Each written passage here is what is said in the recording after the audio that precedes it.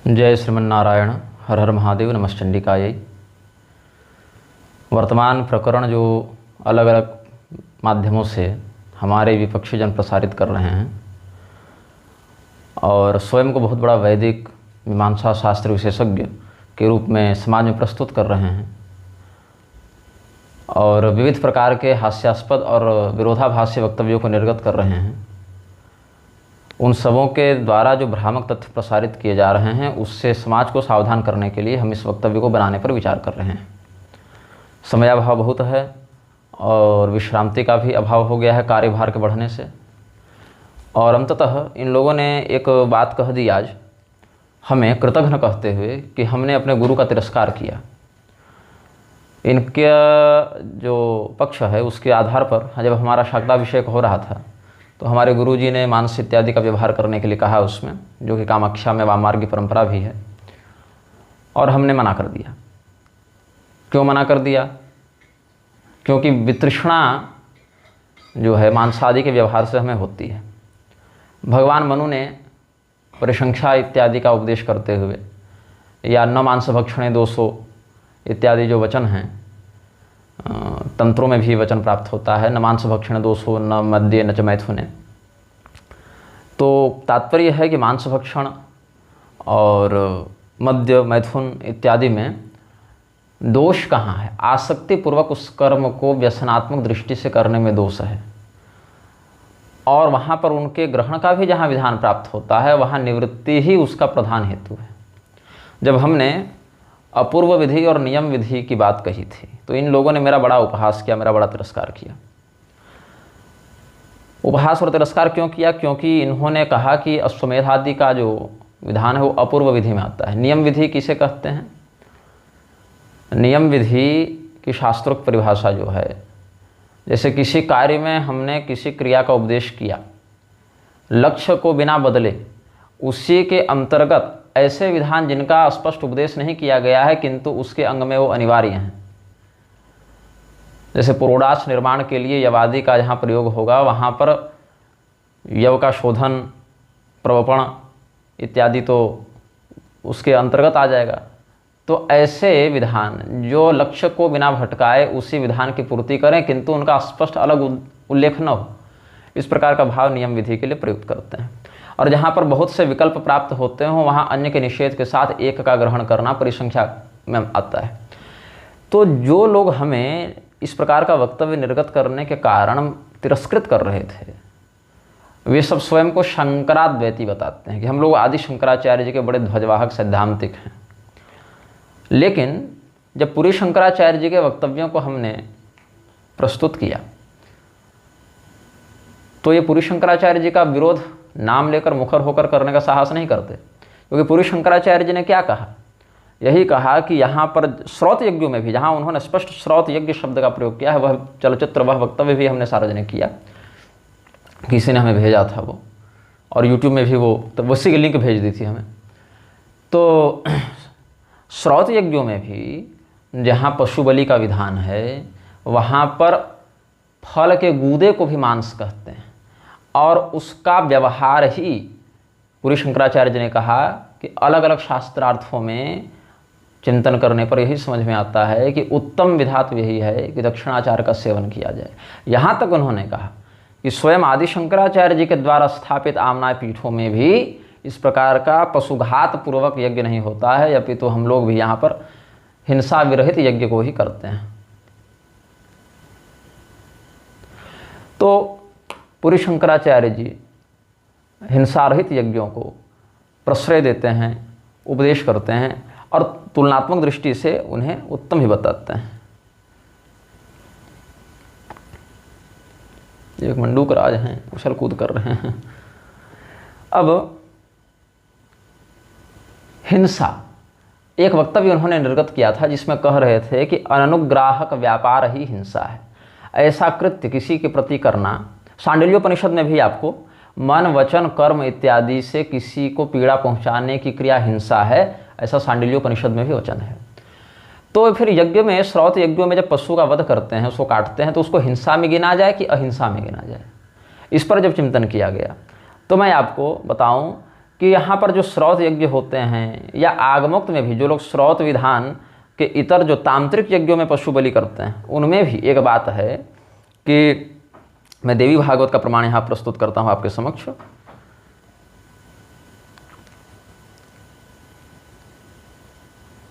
देवी भागवत में यह कहते हैं कि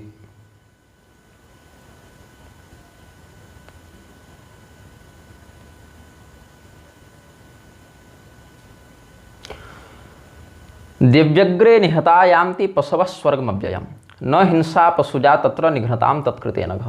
अहिंसा याज्ञिकी प्रोक्ता सर्वशास्त्र विनिर्णय देवतार्थे विसृष्टानां पशूनां स्वर्गतिर्ध्रुवा।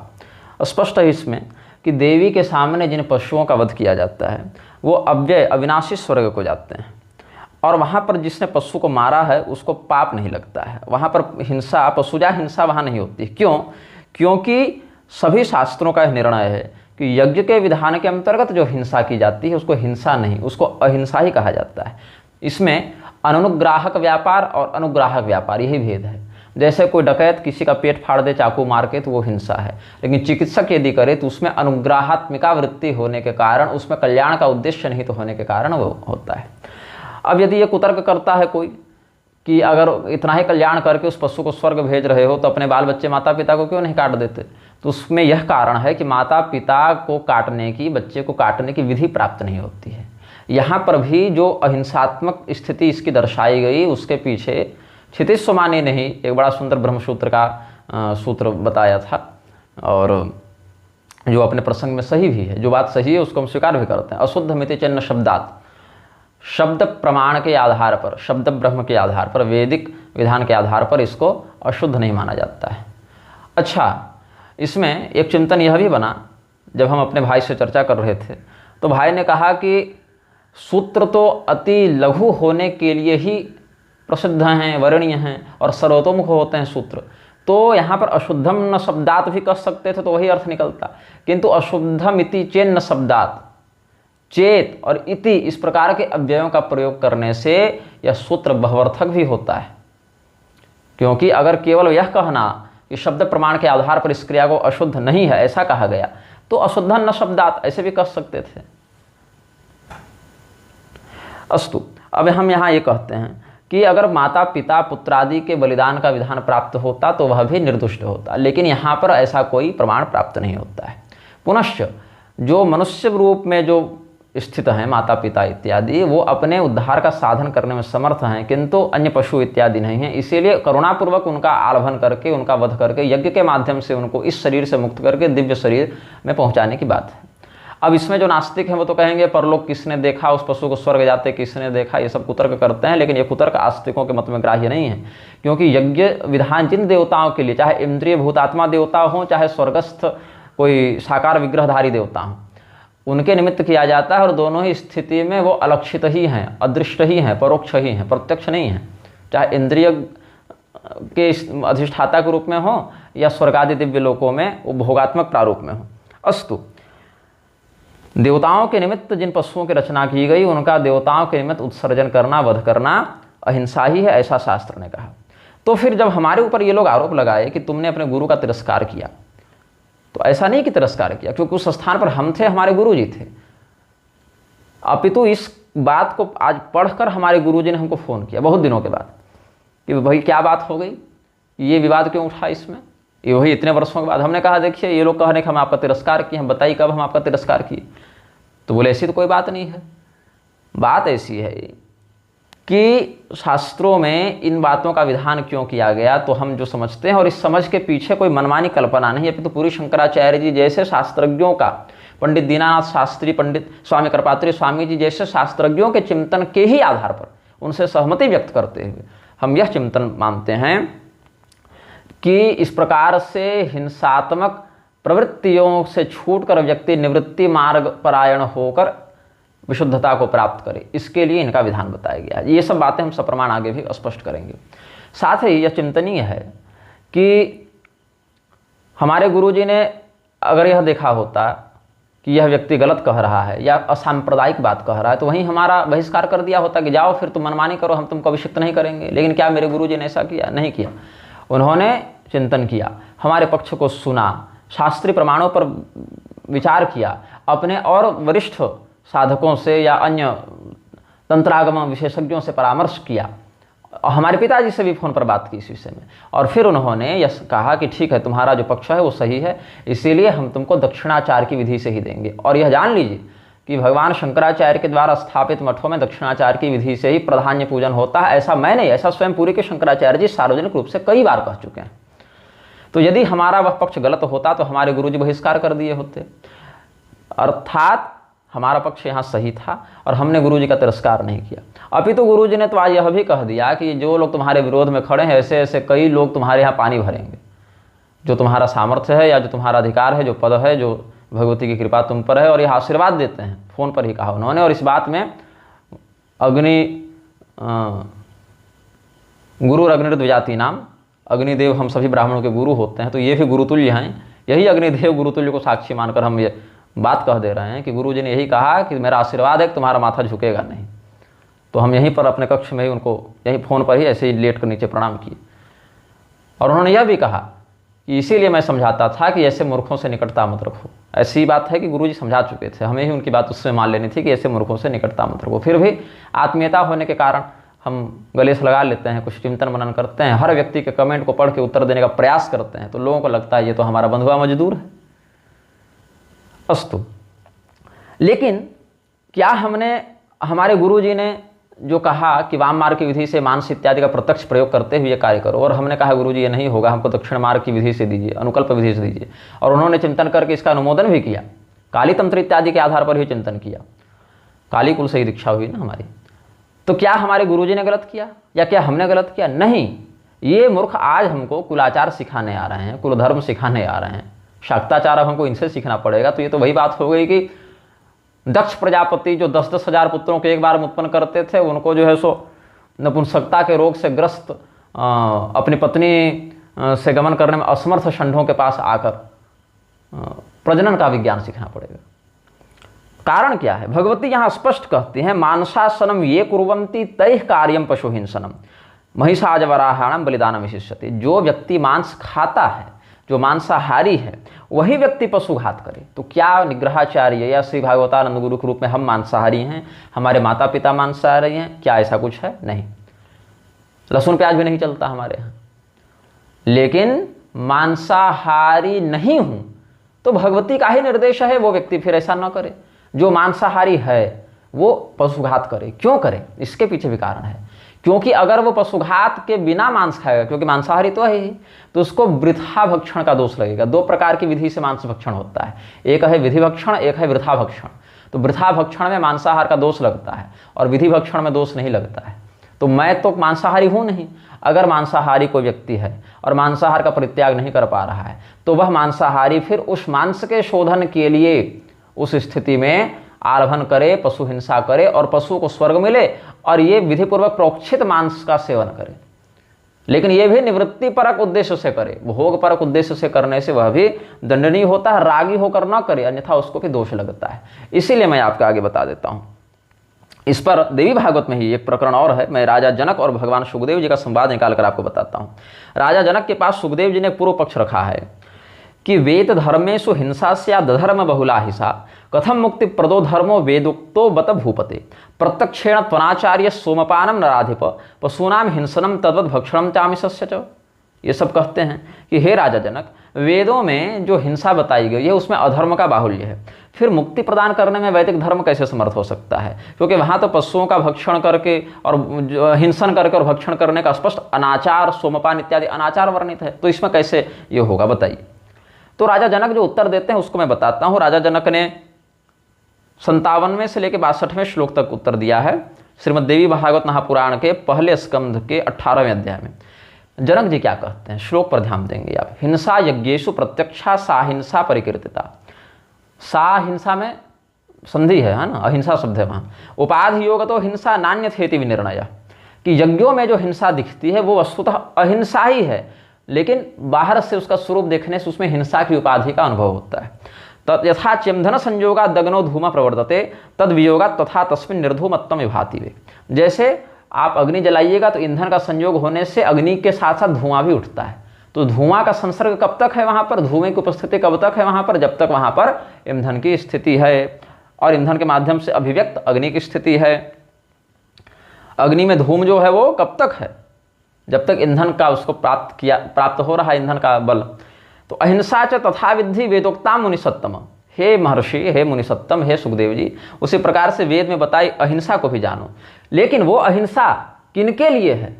जो निष्प्रिय हैं, जो वैरागी हैं, जो कर्मानुबंध से स्वयं को परे मान चुके हैं, जो ऐसा अनुभव कर चुके हैं, उनके लिए। जो व्यक्ति रागी है, कर्मफल प्रेप्सु है,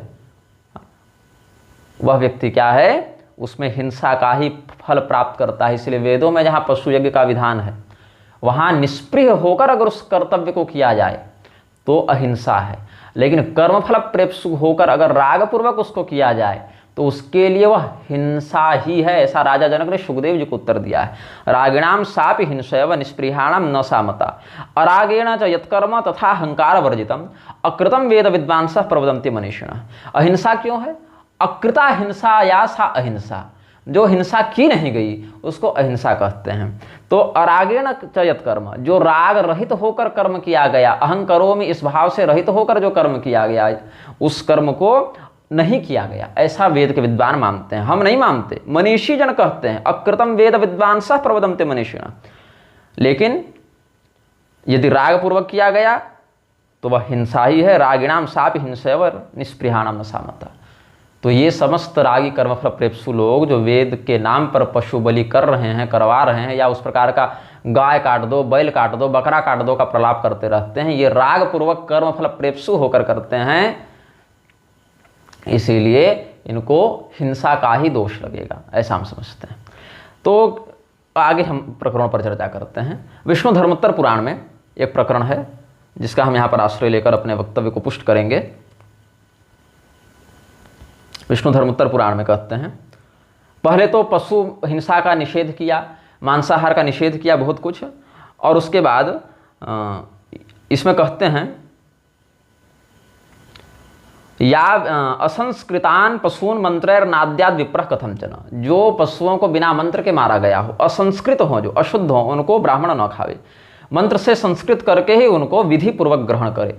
या वेद विहिता हिंसा न सा हिंसा मतायतः, क्योंकि वेदों में जो हिंसा बताई गई है उसको शास्त्र हिंसा नहीं मानते, अहिंसा ही मानते हैं। क्यों? क्योंकि औषध्य पशवो वृक्षास्तुर्यम च पक्षणस्तथा यज्ञार्थम निधनम प्राप्त प्राप्नुवन्त्युच्छ्रुताः पुनः। औषधि, पशु, वृक्ष, तिर्यक, जंतु, पक्षी इत्यादि जो यज्ञ के निमित्त मारे जाते हैं, वह पुनः दिव्य रूप से पुनः उद्भूत हो जाते हैं। इसीलिए मधुपर्के च यज्ञे च पितृदैवत कर्मणि अत्रैव पशवो हिंसा नान्यत्रेति कदाचन। इसलिए मधुपर्क विधान में, यज्ञ विधान में और श्राद्ध इत्यादि कर्मों में पशु की हिंसा करना अहिंसा ही मानी गई है, क्योंकि विधानोक्त है। इसके अलावा कहीं मारोगे तो दोष लगेगा। ईश्वर्थेषु पशुन हंति वेद तत्वार्थ विद्विजा। इसलिए वेद के तत्वार्थ को जानने वाले ब्राह्मण इन्हीं कार्यों में पशुओं को मारते हैं। इसका अर्थ क्या है कि वेदों को जानने वाले रहस्यवेत्ता दोनों प्रकार के विधानों को पुष्ट करते हैं, सम्मत करते हैं। एक, जहाँ प्रत्यक्ष पशुघात इन कर्मों में किया जाता है वह भी मान्य है, और जहाँ प्रत्यक्ष पशुघात नहीं किया जाता है वह भी मान्य है। मांसाशी व्यक्ति प्रत्यक्ष पशुघात पूर्वक भक्षण करेगा, और अमांसाशी निरामिष व्यक्ति अन्न रस इत्यादि के माध्यम से उसको करेगा, क्योंकि जो जिसको खाता है उसी से देवता का आहार पुष्ट होता है। यह भी शास्त्र सिद्ध वचन है, कोई हम अपने मन से कल्पना नहीं कर रहे हैं। इसीलिए वृथा मांस जो है उसका भक्षण न करे। वृथा तो मांसम पुरुष समश्नन प्रयात विप्रा नरकम सुघोरम निबर्हणम गर्हितमेव जंतोर मांसश्च तस्मात् परिवर्जनीयम। ये विष्णु धर्मोत्तर पुराण के तीसरे खंड में मार्कंडेय और वज्र संवाद के अंतर्गत जो हंस गीता है उसमें हिंसा के जो दोष वर्णित हैं उसके अंतर्गत ये विषय बताया गया है। अब देखिए, कुछ वैदिक प्रमाण भी हम इसमें देते हैं। कुछ लोग यह कहते हैं कि वेदों में जो बातें हैं वो अगर पुराण में समर्थित हो तो पुराण प्रमाण माने जाते हैं, और अगर वेद विरुद्ध बात पुराणों में हो तो पुराणों प्रमाण नहीं माना जाता है। लेकिन हमें यह बताओ कि कौन सा पुराण वाक्य वेद विरुद्ध है, अथवा ये समझना चाहिए कि हम कैसे जान रहे हैं कि वेदों का जो अर्थ हम लगा रहे हैं और वही अर्थ जो पुराणों में वर्णित है, तो हमारा लगाया अर्थ गलत है और स्वयं वेदव्यास जी ने पुराणों में जो लिखा है वो गलत हो गया। इसका अर्थ यह समझना चाहिए कि पुराणों में जो अर्थ वर्णित है, क्योंकि पुराणों से पहले यही प्रतिज्ञा की जाती है, पुराणम वेद सम्मतम पुराणम ब्रह्म सम्मतम, ऐसा कहा जाता है। अर्थात ये वेद के द्वारा समर्थित, सम्मत वेदा विरुद्ध, वेद से अविरुद्ध पुराण है। तो इसका अर्थ यह समझना चाहिए कि हम अपने मन से जो वेद का तात्पर्य समझ रहे हैं, पुराण से अगर वो नहीं मिल रहा है, इसका अर्थ है कि हमारा ही लगाया अर्थ गलत जा रहा है। पुराण के अर्थ का अनुशीलन करके ही वेदार्थ चिंतन करना चाहिए, यह हमारा पक्ष है और यह पक्ष दृढ़ता से रहेगा। किसी को मानना है चाहे नहीं मानना है, वो तुम्हारा निजी विषय है, तुम्हारी निजी समस्या है। हम ठेकेदारी नहीं लिए हैं तुमको संतुष्ट करने की। शतपथ का जो वचन है आप देखें, यदा पिष्टान्यथ लोमानि भवन्ति से लेके और दारुण एवं तरही भवती दारुणम इत्यास्थि, यहाँ तक ध्यान देंगे तो अर्थ क्या है। अन्न को जब पीसा जाता है, आप भी स्वामी जी इसको सुनिएगा, है ना। अन्न को जब पीसा जाता है तो आटा हो गया, जैसे गेहूं को पीस दिए, चावल को पीस दिए, आटा बन गया। तो यदा पिष्टानि अथ लोमानि भवन्ति, जब उसको पीसा जाता है तो उसी को शास्त्र में लोम मतलब बाल कहा गया है, ठीक है। उस बाद पीसने के बाद क्या करेंगे, उसको गूंथने के लिए पानी मिलाएंगे। तो जब उसमें पानी मिलाया जाता है तब क्या होगा, उसको चमड़ा कहते हैं, क्योंकि चमड़े के समान कोमल होता है, चमड़े के समान लचीला होता है, चमड़े के समान व्यवहारी हो जाता है। तो वह गूंथा जब उसमें जल मिलाया जाता है तो कहते हैं यदाप आनयति अथ त्वक भवन्ति, जब उसमें आप मतलब जल को मिलाया जाता है, बहुवचनांत है ना इसलिए भवंती कह दिया, तो उसको क्या कहते हैं, त्वक। त्वक मतलब चमड़ा, त्वचा। और उसमें जब उसको मिला दिया जाता है, मतलब जल मिला दिए और आटा था तो मिश्रित कर दिए, गूंथ दिए, तो उसको मांस कहा जाता है, तब कहते हैं मांसम भवति। उसके बाद उसको जब सेंका जाता है तब उसको वो कड़ा हो जाता है, रोटी इत्यादि कड़ी हो जाती है जब सेंका जाता है। तो कड़ा तत्व क्या है हमारे शरीर में, हमारे शरीर में सबसे अधिक मजबूत तत्व क्या है, हड्डी, तब उसको अस्थि कहा जाता है।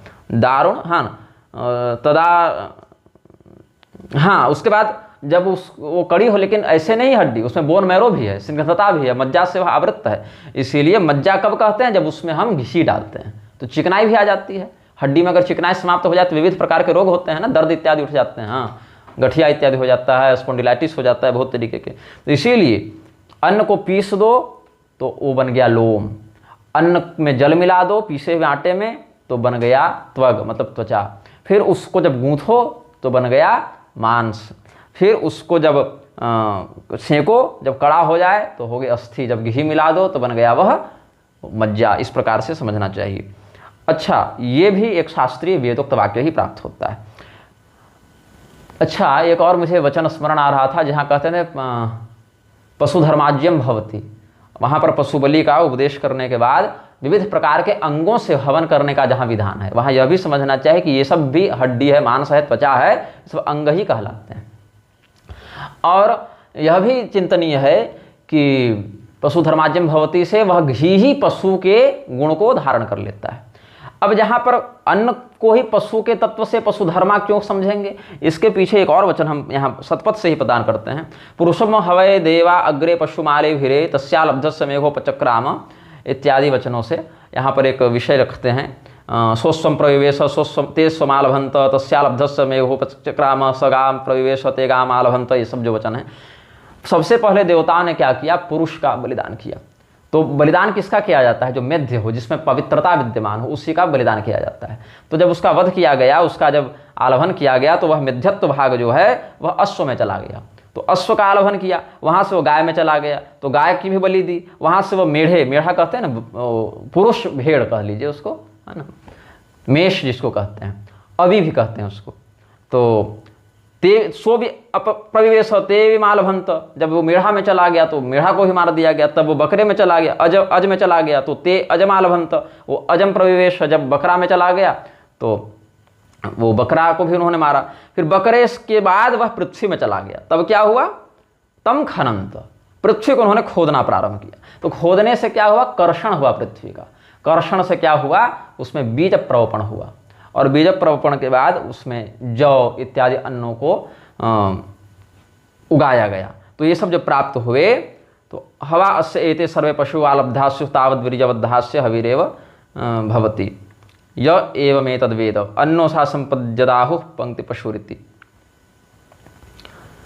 इन चावल और जौ से जो हविष्य प्रदान किया जाता है उनका वीर्य और बल वैसा ही होता है जैसा पशु इत्यादि के लिए आलभित हव्य का होता है, उसमें जो तेजस्विता होती है, उसमें जो तेज होता है वो इसी प्रकार से होता है।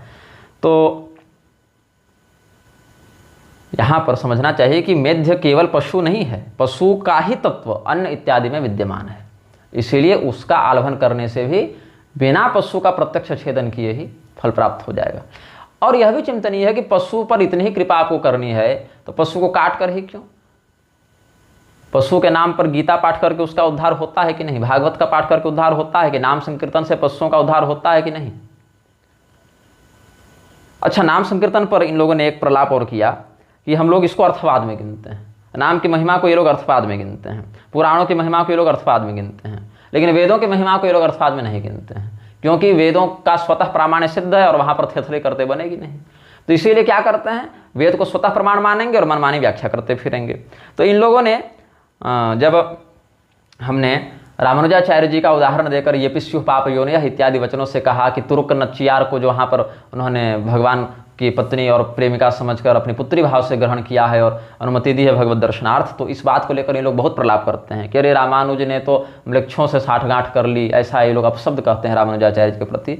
तो हमने जब ये पिस्यु पाप योनियः कहा तो इन्होंने कहा कि म्लेच्छ शब्द का परिगणन तो पाप योनियः से किया ही नहीं है रामानुज ने, तो तुम क्या रामानुज के ज़्यादा बड़े वकील हो, ऐसा हमारे प्रति ये लोग कहने लगे।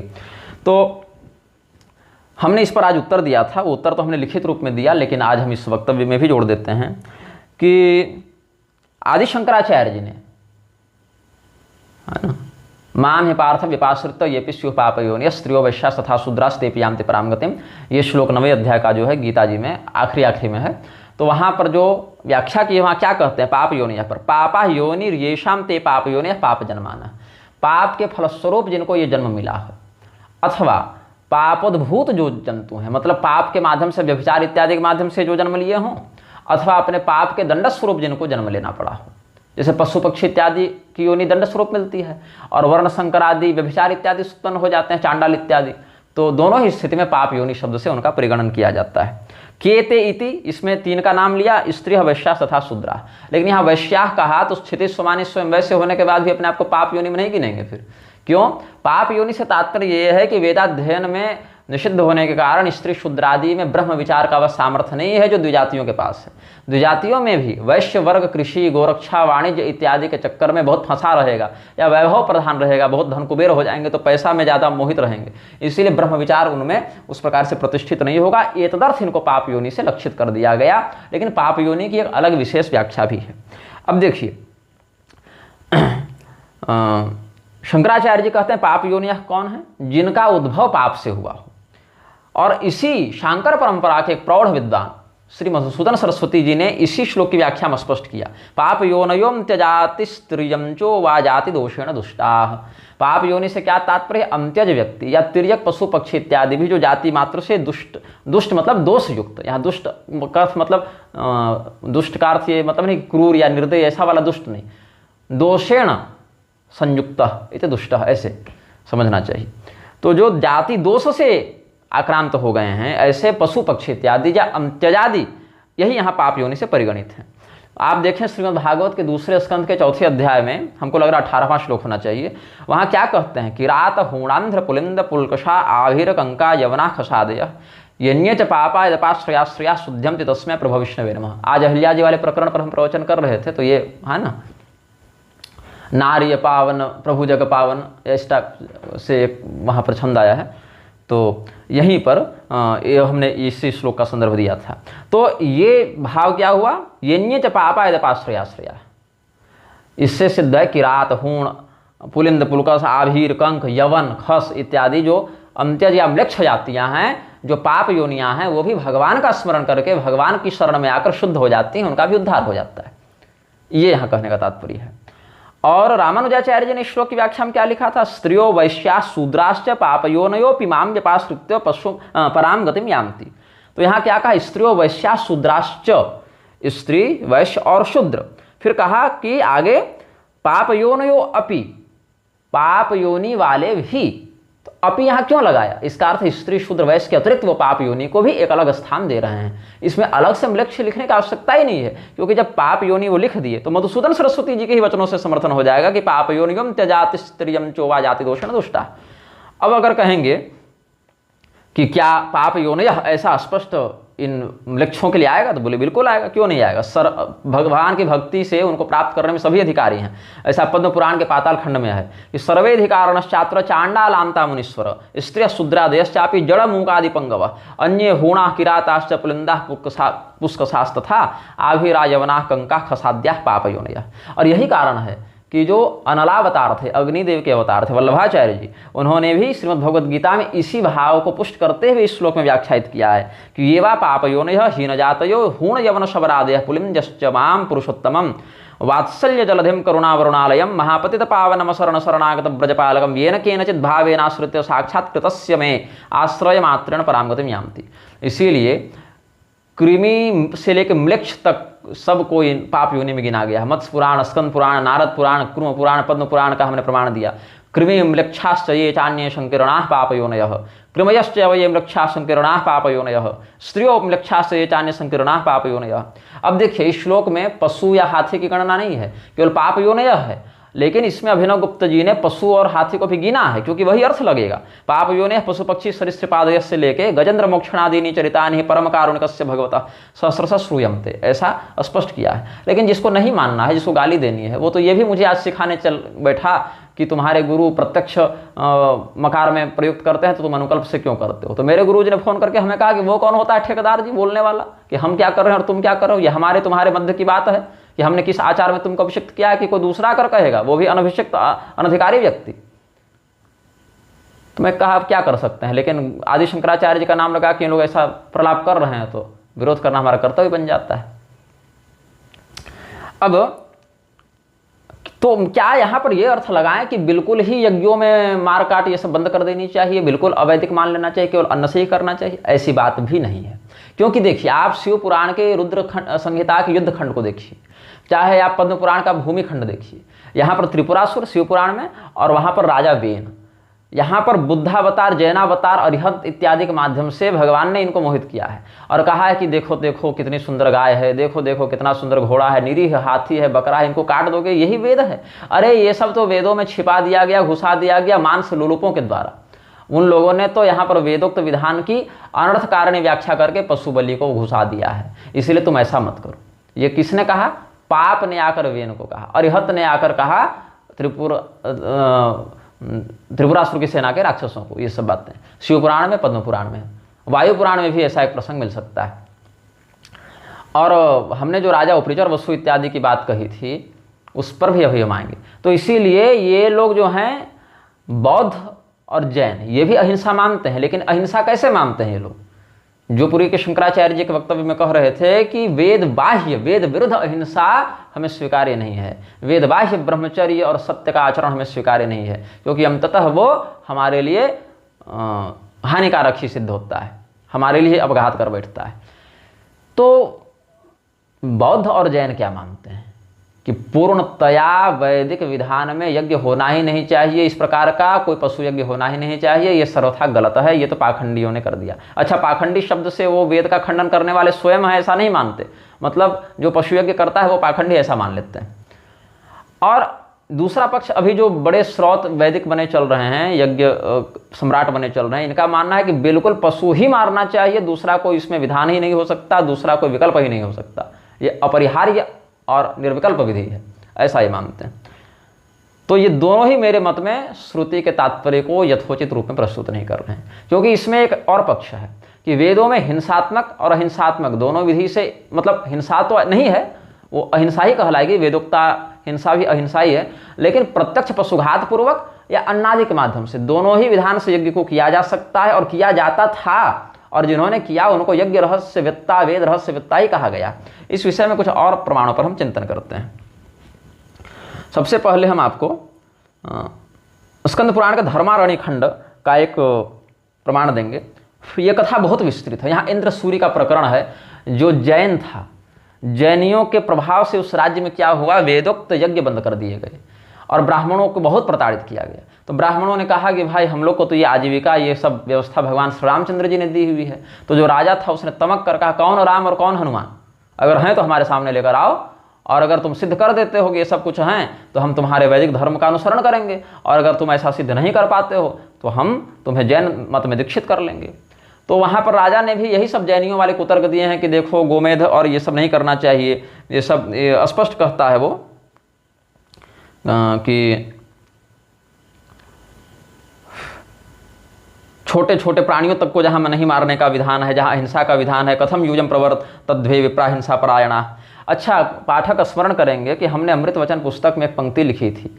पंक्ति का भाव यही है जो हम बोल रहे हैं, पंक्ति की शब्दावली कुछ हो सकती है, जहाँ हमने कहा था कि वैदिक बलि में, वैदिक विधान में मंत्रों का प्रयोग करके पशु को मारा जाता था, शस्त्रों का प्रयोग नहीं होता था। हालांकि शस्त्रों का प्रयोग भी विहित है, सामित्र कर्मादि शस्त्र के बिना हो नहीं सकते, लेकिन मेरा यह कहना कि वेद मंत्रों का प्रयोग करके बिना शस्त्र के भी जंतु को वेदोक्त विधान में मारा जा सकता है, इस बात के कारण हमारा बहुत तिरस्कार हुआ, बहुत उपहास किया। लेकिन हमारे हृदय में यह दृढ़ विश्वास था कि यह मेरा कथन बिल्कुल शास्त्र सम्मत है। और भगवत कृपा से भगवान वेदव्यास जी को बार बार धन्यवाद, अपने श्री गुरुचरणों को, अग्निदेव को बार बार धन्यवाद कि इन्होंने ये प्रमाण हमारे सामने उपस्थित किया, जिसको हम प्रमाण मानते हैं और मेरे लिए इतना पर्याप्त है। शास्त्रीय वाक्य के आधार पर इतना हमारे लिए परलोक में भी बहस करने के लिए पर्याप्त है, चाहे ये लोग प्रमाण माने या न माने, क्योंकि ऐसे भी ब्रह्म राक्षस तो पुराणों को मानते नहीं, जानते नहीं। तो कोई ब्रह्म राक्षस ही होगा जो पुराणों को अप्रमाणित कहेगा।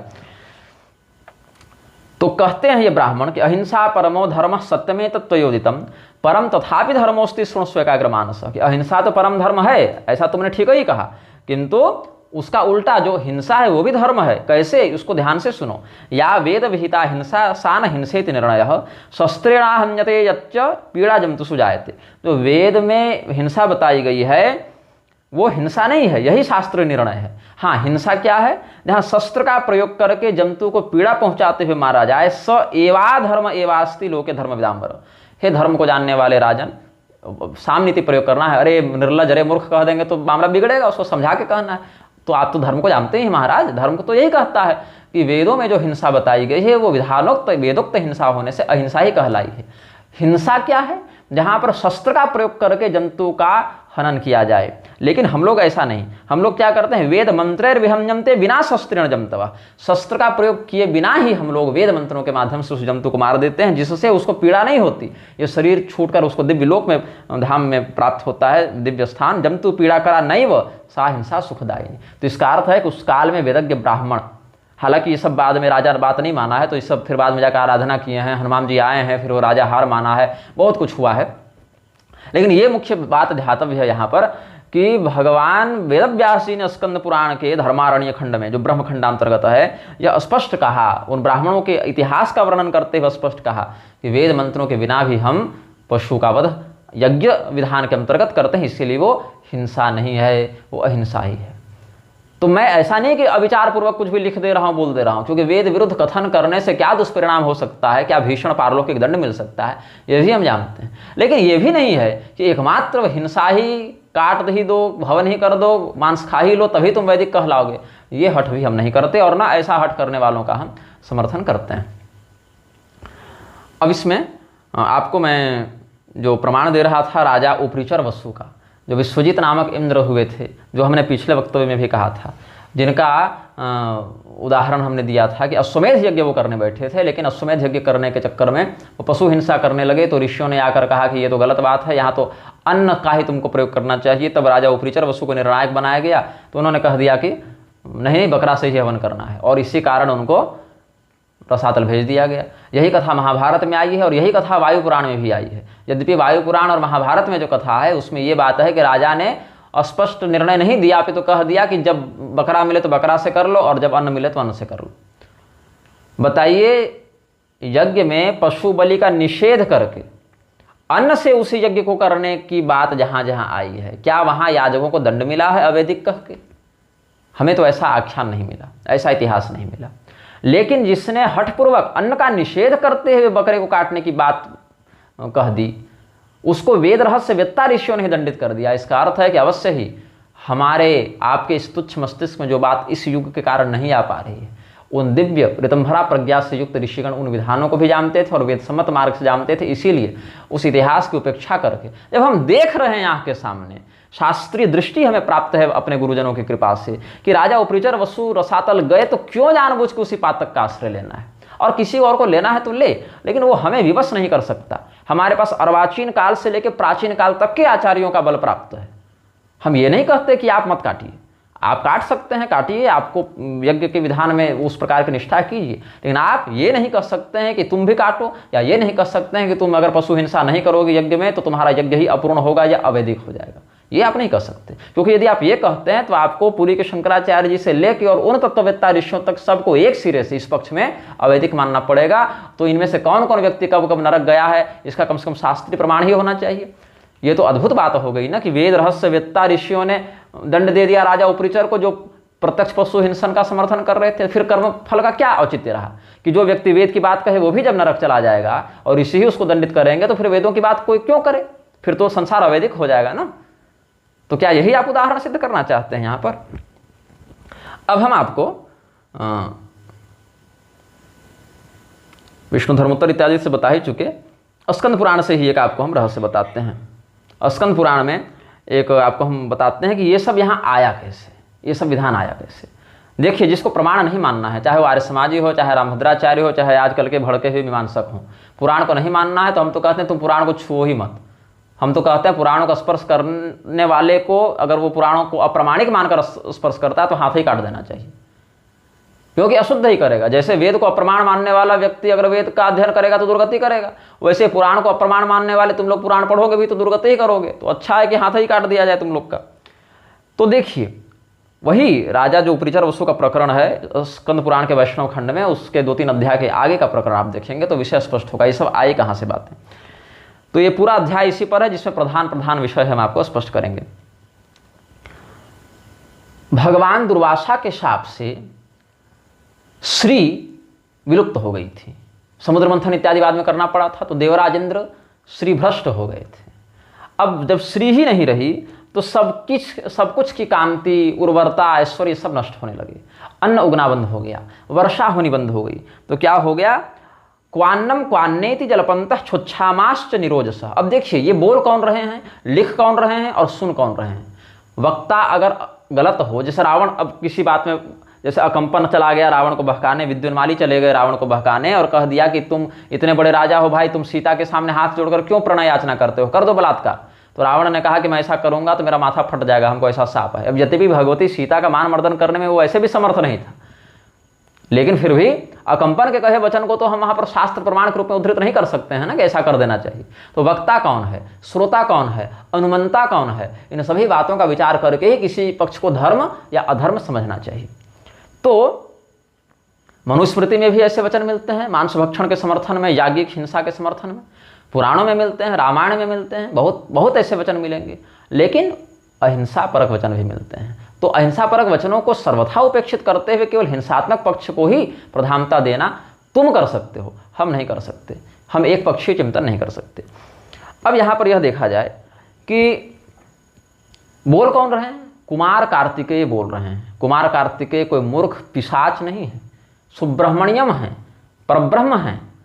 भगवान मनु जो हमारे अगले होने वाले हैं सावरणी, उनको धर्म का उपदेश किया जा रहा है ताकि अच्छे मनु के रूप में वो अपना कार्यकाल निभा सके। मनु को ही धर्म का ज्ञान नहीं रहेगा तो मानवीय सभ्यता का निर्देशन कौन करे?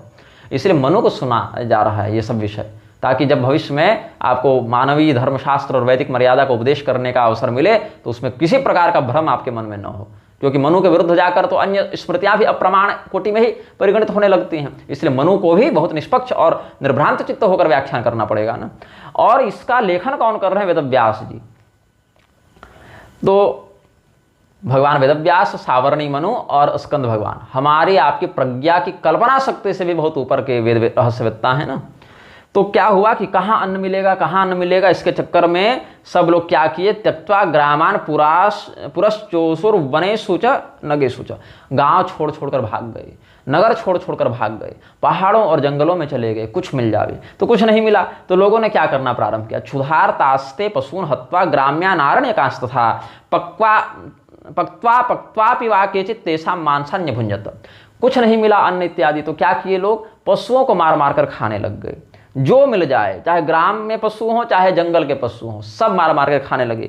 कुछ को पका कर खाते, कुछ को कच्चे खा जाते, क्योंकि खाने के लिए कुछ बचा ही नहीं है तो क्या खाएं। अब देखिए, भोजन ऐसे तो करना नहीं चाहिए, वो तो बलिवैश्वदेव इत्यादि की विधि से शुद्ध करके ही करना चाहिए। अब बलिवैश्वदेवादि उतना तो संभव सबसे नहीं हो पा रहा है, हमसे भी नहीं हो पा रहा है, क्योंकि एक जगह रहना नहीं, एक प्रकार का पाक मिलना नहीं है, तो उसमें अपने दोष को स्वीकार करते हैं हम लोग युग धर्म के प्रभाव के कारण। लेकिन कम से कम ब्रह्मार्पणम ब्रह्म हवि और गायत्री से प्रोक्षण और त्वदीयं वस्तु गोविंद और धन्वंतरी इत्यादि मंत्रों से उसको अमृतीकृत करके सामान्य शोधन जो पंच संस्कार हैं, मुद्राएं हैं और जो पंच शोधन होते हैं हमारे परंपरा में अन्न के, उतना तो करके, जल भी पीते हैं तो उतना शोधन करके ही पीते हैं। तो क्योंकि अन्न जैसा खाएंगे वैसा मन बनेगा, तो जल भी अगर जा रहा है तो वो कम से कम 5 शोधन मंत्रों का प्रयोग करके ही ग्रहण करें तो कम से कम कुछ बुद्धि सुधरे, ऐसा ही भाव रखना चाहिए। तो क्या हुआ, जो विद्वान मुनिजन थे वो तो ऐसा कर नहीं रहे थे। ये हिंसा कांड कौन कर रहे थे? सामान्य मनुष्य कर रहे थे। और सद्धर्म का पालन करने वाले विद्वान मुनि ऐसा नहीं कर रहे थे। विद्वांसो मुनयश्चाथ ये वै सद्धर्मचारिण म्रियमाणा क्षुधाथापि नाशनम त पललानि, तो पलल कहते हैं मांस को। तो मर जा रहे थे भूख के मारे, लेकिन ये लोग मांस खा नहीं रहे थे। और मरने के समय आपद धर्म लागू हो जाता है, जहाँ विकल्प न बचे। तब क्या किया गया? ये तो जवान जवान ऋषियों का हाल था। तब इनके वृद्ध ऋषियों ने, गुरुजनों ने क्या किया? भूख से मरते अपने शिष्यों को देखकर दयावश एक विकल्प बताया। अकेले नहीं बताया, मनुभिः सह वेदोक्तम आपद धर्म अवोधयन्। मनु महाराज के, और मनु एक नहीं अपितु समस्त मनुओं का जो मत है, उन समस्त मनुओं के चिंतन के आधार पर वेदों में जो आपद धर्म बताया गया उसका इन्होंने बोध कराया। मुनयः प्रायशस्तत्र क्षुधा व्याकुलितेन्द्रिया परोक्षवाद वेदार्थान विपरीतान प्रपेदिरे। जो यहाँ पर भूख प्यास से व्याकुल चित्त वाले ऋषिगण थे, उन्होंने वेद के अर्थ में विपरीतार्थ प्रयोग करना प्रारंभ किया। क्या कहते हैं? अर्थम चायादि शब्दाना मुख्यम छागादि में होते। उल्टा अर्थ क्या किया? जहाँ अज का अर्थ 3 वर्ष प्राचीन बीज था, जो महाभारत में, स्कंद पुराण में, वायु पुराण में ही भी प्रसिद्ध है, और आयुर्वेद के ग्रंथों में भी जो बात मिलती है, वहां पर विपरीत अर्थ लगाने लगे कि नहीं नहीं, अज तो यहाँ बकरे को कहा गया है। तो बुधोश्चाथते प्राहुर यज्ञान कुरुत भोद्विजा, तो इसीलिए यहाँ पर इसका अर्थ बकरा लगा और बकरे से युक्त यज्ञ करना प्रारंभ करो। क्योंकि या वेद विहिता हिंसा नशा हिंसास्ति दोषदा, क्योंकि वेदों में जो हिंसा बताई गई है वह दोषदायिनी हिंसा नहीं है। इसीलिए, और अकेले नहीं खाना, तो देवता पितर को अर्पण करो, और इसीलिए फिर मेध्य पशुओं को मारो। उद्देश्य देवान पितृश्च ततो घृत पशुन शुभान। और जब प्रोक्षित हो जाएगा, देवता पितर को निवेदित कर लिया जाएगा, तो जो बच जाए उसको उदर पोषण के लिए, मात्र शरीर रक्षण के लिए उसको ग्रहण करो। हाँ, इसमें यह बात है कि अगर शरीर पुष्ट हो गया तो फिर अन्यथा वृथा मांस भक्षण करने के लिए, जीव को तृप्त करने के लिए मत खाओ। जहां पर कोई विकल्प ही न बचा हो, वहां पर मांस खाना ही अगर प्राण रक्षण के लिए अनिवार्य हो, तब इन यज्ञों में अज शब्द का अर्थ बीज न लेकर बकरा लेना पड़ेगा, और वहां बकरा काट कर यज्ञ करना पड़ेगा, और उसको फिर खाना पड़ेगा, देवता और पितर को साक्षी मानकर पहले उनको भाग देकर। तो यहाँ पर विधानोक्त हो जाने से फिर इसको हिंसा दोष नहीं लगेगा।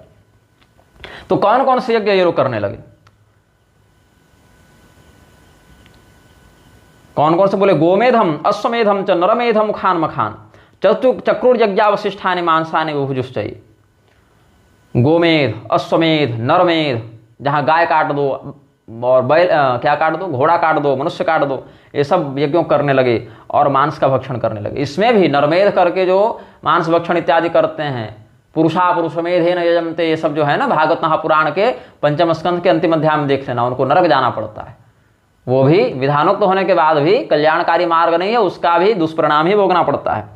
और फिर श्राद्ध इत्यादि में भी अब बड़े बड़े यज्ञ करने में असमर्थ हो गए, तो ये लोग बाद में इसको आजीविका बना लिए कि नहीं तो हम तो यज्ञ जब भी करेंगे तो पशु काट के ही करेंगे, भले अन्न उपलब्ध हो, हम जब भी। और बिना यज्ञ के भी कुछ लोग मांसाहार करने लग गए। तब उनको निवृत्त करने के लिए कहा कि जब मांस खा ही रहे हो तो कम से कम वेदोक्त मार्ग से यज्ञ करके खाओ।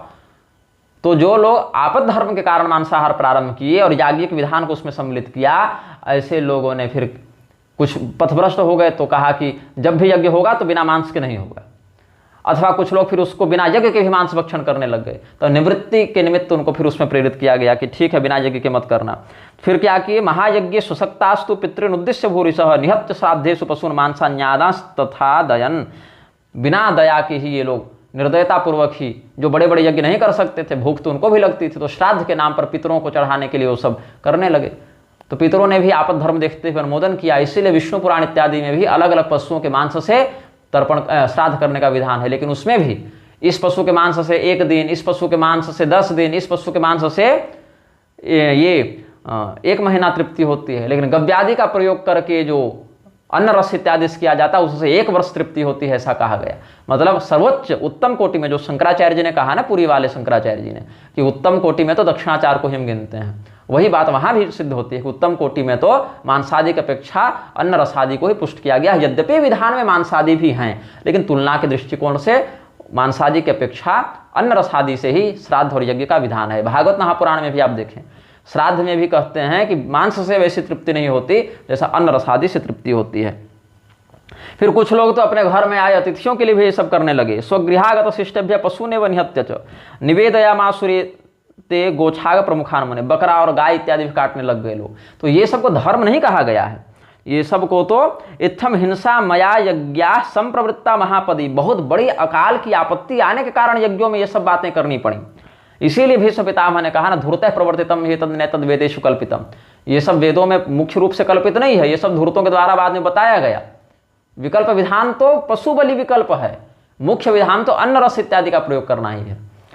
तो ये सब क्या कहते हैं, इसमें धर्म जो है वो कैसा है, अधर्म पंचसाखी जो आभास पूर्वक होता है ना, वही यहाँ स्थित है।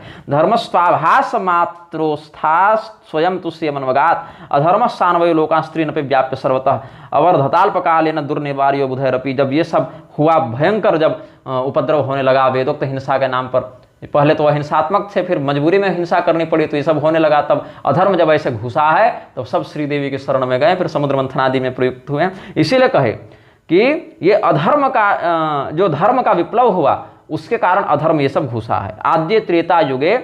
और इसमें क्या किए ये लोग, यही मार काट कर देना ही धर्म है, ये सब को बताने वाले ग्रंथों को भी लिखने लगे। यही सब आजकल के मीमांसक लोग भी इसी प्रवृत्ति में लगे हैं ना, कि नहीं यही होगा यही होगा, मार ही के खा जाओ। तो ये क्या हो गया, विद्वांसस्तत्र ये जातस्ते तो धर्मम तमे, वही उसी को धर्म मान बैठे जो मांसाहारियों के वंशज हुए। और मेनिरे मुख्य मेवाथ ग्रंथाश्चक्रुश्च तादृशान, उसी पशु बलि को ही प्रधान विधि मान बैठे और उसी प्रकार के भाव को अभिव्यक्त करने वाले ग्रंथ भी लिखने लग गए। और मूल जो विधान अन्न रस वाला था वही लुप्त हो गया, तो ये अधर्म हो गया। और तेग परंपराया ग्रंथा प्रामाण्यम प्रतिपेदिरे, और इसी के बाद उनके वंशज तो उसी पशु बलि ही को मुख्य विधान मानकर उसी को परंपरागत प्रामाण्य मान बैठे। तो आद्य त्रेता युगे हितमासित धर्मस्य विप्लव ततः प्रभृति लोकेषु यज्ञादो पशु हिंसनम बभूव सत्येतु युगे धर्म आसित सनातनः। ये सब स्पष्ट बता दिया हमने कि कैसे ये सब हुआ है, कहाँ से हुआ है। अब अगर शास्त्र में यह कहो कि विधि तो अनादि होती है, वेदोक्त विधि तो अनादि उपदिष्ट है, तो अनादि विधि होने के कारण ही आपद धर्म में उसको परिगणित किया गया। हम ये कहाँ कह रहे हैं कि वेदों में अलग से जोड़ दिया गया, लिख दिया गया, लेकिन वह मुख्य विधि नहीं है। मुख्य विधि तो गोमेध अश्वमेध इत्यादि में भी अन्न रस आदि से ही करने का है, लेकिन जहाँ पर अन्न रस की उपलब्धता न हो वहाँ पर आपद धर्म में शरीर रक्षणार्थ उसमें पशु यज्ञ का विधान है। और राजा जनक ने भी कहा कि राग पूर्वक करोगे तो वो भी हिंसा ही कहलाएगी, वो तो अहिंसा केवल वैरागियों के लिए है, क्योंकि अकृता हिंसा हिंसा कृतं कर्म अकर्म ऐसे लगा के उसको वहाँ पर व्युत्पत्ति करनी पड़ेगी। तो मैं बहुत बड़ा मीमांसक हूँ और निग्रहाचार्य कृतघ्न हो गया, निग्रहाचार्य वेद विरुद्ध हो गया, ये सब प्रलाप तुम करने के लिए स्वतंत्र हो। मेरे इस वक्तव्य के विरोध में भी तुम लोग कुछ लिखोगे ही, लेकिन तुम अगर ये चाहते हो कि देवी भागवत में देवी जी का वचन हम छोड़कर तुम्हारे पीछे आ जाएं, हमारे गुरुजी ने जो हमें अनुमति दी और उपदिष्ट किया, कैसे किया, अनजाने और अविचार पूर्वक नहीं, बहुत सोच विचार के कई दिनों तक हमारे और उनके मध्य शास्त्रीय विषयों पर चर्चा हुई। हमने अपना विषय रखा, उन्होंने अपना विषय रखा, फिर सोचे और उन्होंने कहा कि तुम ठीक कह रहे हो। ऐसा नहीं कि हमने कोई ब्लैकमेलिंग करके उनसे अपना विषय करवा लिया, कोई मूर्ख नहीं है हमारे गुरुजी भी। कम से कम अपनी परंपरा के विषय को तो कोई व्यक्ति जानेगा, बाकी संप्रदाय का जाने चाहे ना जाने, जो करने जा रहे हैं उसके विषय को तो विशेषज्ञ होंगे। और पूरी शंकराचार्य जी भी इस बात का अनुमोदन करते हैं, करपात्री स्वामी जी भी करते हैं, दीनानाथ शास्त्री जी भी करते हैं, लेकिन हर बात पर उनके ग्रंथों का प्रमाण देने वाले कि देखो हमारे शंकराचार्य जी ने ऐसा कहा, हमारे धर्म सम्राट ने ऐसा कहा, श्री सनातन धर्मालोक में ऐसा लिखा है, ये सब वचनों को उपेक्षित करके, तिरस्कृत करके और आज केवल मार के खा ही जाओ पशु को और यही वेदोक्त विधा है, यही अपूर्व विधि है, ऐसा नहीं होना चाहिए। और अगर तुम ऐसा कर रहे हो तो करने के लिए स्वतंत्र हो, हमें गाली दो, चाहे तुम हमें अवैदिक कहो, चाहे तुम हमें नास्तिक कहो, चाहे तुम हमें कृतज्ञ कहो, हम तो यही मानेंगे कि तुम उन्हीं मांसाहारियों के द्वारा प्रवर्तित आपद धर्म को ही जो मुख्य धर्म बना बैठा, ऐसे वेद तत्वार्थ विरहित व्यक्ति की परंपरा में ही तुम आ रहे हो। हाँ, ये अवश्य है कि मारने का भी विधान है, लेकिन जिन्होंने मारने का विधान उपदिष्ट किया ऐसे लोग भी रागी नहीं थे, विरागी थे, इसीलिए उन्होंने वैराग्य पूर्वक ही उसका उपदेश किया है और तुमने राग पूर्वक उसको ग्रहण किया है। इसीलिए उनके लिए जो अहिंसा थी वह तुम्हारे लिए हिंसा है, उनके लिए जो संस्कार था वो तुम्हारे लिए व्यभिचार है। और तुम चाहते हो कि हम वेदव्यास जी के इन पुराणोक्त वचनों को छोड़ दें, हम महाराज उपरिचर वसु के निर्णय के दुष्परिणाम को देखकर भी उस बात को भूल जावें। हम कुमार कार्तिकेय के द्वारा जब बताया जा रहा है, जो कुमार कार्तिकेय स्वयं निग्रह संप्रदाय के एक प्रधान आराध्य है, निग्रहो निग्रहाणाम च नेता तुम सुरनंदना, ऐसा जिनका निग्रहों के भी आप निग्रह करता है अथवा निग्रहों में जो निग्रह शक्ति है वो आपसे ही प्राप्त है, ऐसा जिनको हम प्रणाम करते हुए कहते हैं, उन कुमार स्कंद की बात को हम भूलकर तुम्हारे पीछे पीछे लग जाए। अरे भाई वही कुमार ना कुमारिल भट्ट बनकर मीमांसा इत्यादि का व्याख्यान करते हैं, जिनके नाम पर तुम लोग उछलते हो तंत्र वार्तिक और श्लोक वार्तिक दिखाकर। तो वही जब कुमारिल भट्ट एक अंश से बनकर आकर ये बात कह दें तो तुम मान लेते हो, लेकिन वही कुमार स्कंद स्वयं स्कंद पुराण में होने वाले मनु को जब ये बात कहते हैं तो तुम इस बात को नहीं मान पाते। ये कैसा तुम्हारा दोगलापन है भाई। तो जिसको जो मानना है माने, लेकिन अगर कोई हमको कहेगा कि जब तुम पशु मार के खाओगे और काटोगे तभी तुम वैदिक कहलाओगे, तो हम कुमार कार्तिकेय की बात को छोड़कर तुम्हारे पीछे नहीं जानेंगे ना। जब देवी जी कह रहे हैं कि जो मांस खाता है वही केवल बलि करे, शाकाहारी लोग ऐसा ना करें, तो तुम्हारे चक्कर में हम जो हैं सो मांस खाने नहीं बैठ जाएंगे। तुम पिशाच हो तो क्या हम भी पिशाच हो गए? ऐसा नहीं होगा। हमने अपने विषय को स्पष्ट बहुत बार किया है, इस बार भी कर दिया है। फिर भी किसी मंदबुद्धि को यदि समझ में नहीं आता है, वह अपनी रक्त शुद्धि पर विचार करे, वह अपने आहार शुद्धि पर विचार करे। और अगर फिर भी कुछ नहीं मानना है तो जैसे कहीं मही समान सधे नुखर अजखल निशाचर भक्षही, राक्षसों की भी समुदाय में बहुत प्रकार से इस बवंडर होता ही रहता था, वैसे ही तुम लोग भी इसी प्रकार से एक परिगणित हो जाओगे। जो लोग वेदों का अनर्थ कर रहे थे उनसे ही वेदों को बचाने के लिए भगवान को बुद्धावतार लेना पड़ा ना। अच्छा बताओ, जो लोग हमको कहते हैं कि निग्रहाचार्य की अहिंसा बौद्ध जैनवत है, तो क्या हमने अपने पक्ष में जो प्रमाण दिए क्या किसी बौद्ध वाक्य से दिया? अगर बौद्ध वाक्य से हमको प्रमाण देना होता तो पद्म पुराण के भूमि खंड में पाप ने जो कहा, या जो शिव पुराण के रुद्र खंड के रुद्र संहिता के युद्ध खंड में जो अर्हत इत्यादि ने कहा, या इंद्र सूरी ने जो कहा, वो भी हम प्रस्तुत कर सकते थे। लेकिन क्या हम उसको प्रस्तुत कर रहे हैं? जैन और बौद्ध का मत प्रस्तुत कर रहे हैं? नहीं, हम तो मनु का मत प्रस्तुत कर रहे हैं, ऋषियों का मत प्रस्तुत कर रहे हैं, स्कंद भगवान का मत प्रस्तुत कर रहे हैं। वेद व्यास के द्वारा जिनको वेद रहस्यवेत्ता बताया गया उनका मत प्रस्तुत कर रहे हैं, भीष्म पितामह का मत प्रस्तुत कर रहे हैं, भगवान श्री कृष्ण का, भगवती देवी का मत प्रस्तुत कर रहे हैं, जिनका समर्थन हमारे अर्वाचीन से लेकर पूर्वाचार्यों तक ने किया, उसका समर्थन कर रहे हैं। हम ये नहीं कह रहे कि तुम्हारा पक्ष गलत है या अवैदिक है, लेकिन हम ये अवश्य कहेंगे कि हमारा भी पक्ष जो है वह वेद सम्मत ही है, बल्कि हमारा पक्ष तो मुख्य पक्ष है। अपवाद और विकल्प में तो तुम्हारा आपद धर्म वाला पक्ष पशुघात के रूप में आया है। और जब श्रुतिबल भी हमें प्राप्त है कि अलग अलग स्थिति को प्राप्त अन्न की अलग अलग लोमास्थि संज्ञा होती है, तो वहां पर हम वेद पुराण और पूर्वाचार्य सम्मत मत का अनुसरण करने के कारण वेद मार्ग पर ही प्रतिष्ठित हैं, अवैदिक नहीं हैं। लेकिन इस बात को असह्य समझते हुए, स्वयं को बहुत बड़ा मीमांसक और वेदज्ञ समझते हुए तुम लोगों ने जो हमारा तिरस्कार किया है, हमारे गुरुजनों का तिरस्कार किया है, हमारे द्वारा प्रमाण के रूप में प्रस्तुत किए गए शास्त्र वाक्यों का तिरस्कार किया है, जबकि हमने तो तुम्हारे वाक्यों को अप्रमाण नहीं कह दिया, लेकिन तुमने तो कह दिया और उन्हें वेदव्यास जी के लिखे स्कंद प्रोक्त वाक्यों को अप्रमाण कह दिया। तो उस स्थिति में तुमने शब्द ब्रह्म की हत्या की है, हमने नहीं की है। इसलिए हम निर्भय हैं, निर्भ्रांत हैं, और अगर तुम हमारा इसमें कुछ बिगाड़ सकते हो तो बिगाड़ लो, इसमें हम क्या कर सकते हैं। जय श्रीमन नारायण, हर हर महादेव, नमः चंडिका जी।